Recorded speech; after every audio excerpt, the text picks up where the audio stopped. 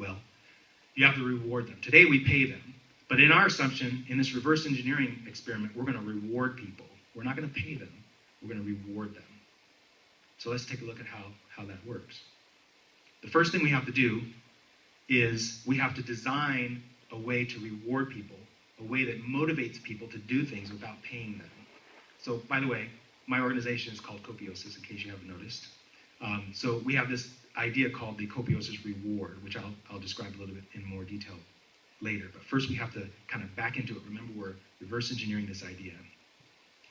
So in order to reward people, we have to tie the reward to something that is inaccessible to them in order to motivate them to want to get the reward. Does that make sense? Everyone following me so far? Okay. So what we're going to do is we're going to take all products and services in the open market and we're going to classify them. Every product and service that aligns with those 5 basic needs that I described earlier, food, clothing, shelter, education, and healthcare, we're going to call those necessities.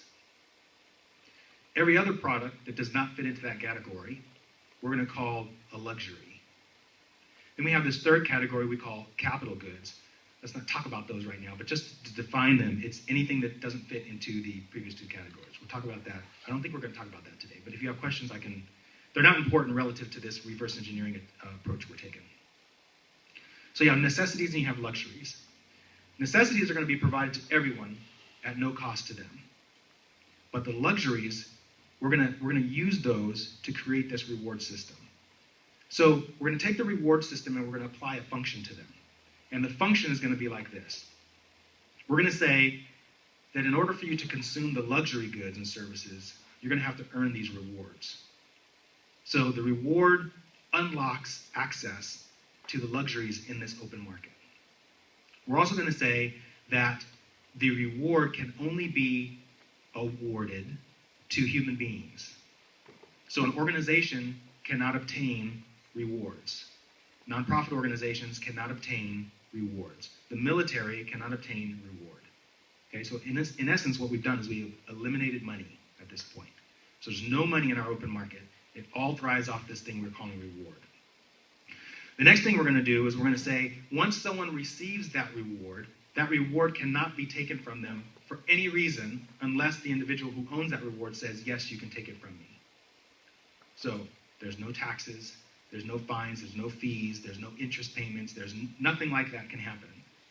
First of all, because there's no money. But if you try to attach those things to reward, we're not going to allow that. We're also going to say that these rewards can't be transferred. So if you have a batch of rewards here, you can't give them to someone else. They're yours to keep. But once you use them, they're gone. As long as you hold on to them, they're there. But once you use them, they disappear. And then the last thing we're going to say is these rewards are intangible. They don't exist in reality. They're just a concept, a number, let's say. So there's no physical representation of the reward. The rewards can't be given from one person to another. They can be used only to access the luxuries because necessities are provided at no cost to you. And they can only be owned by human beings. So if you think about that, we've eliminated a lot of the problems we currently experience because a lot of the problems that we currently experience are the result of either individuals or organizations using money to achieve something that produces a negative outcome.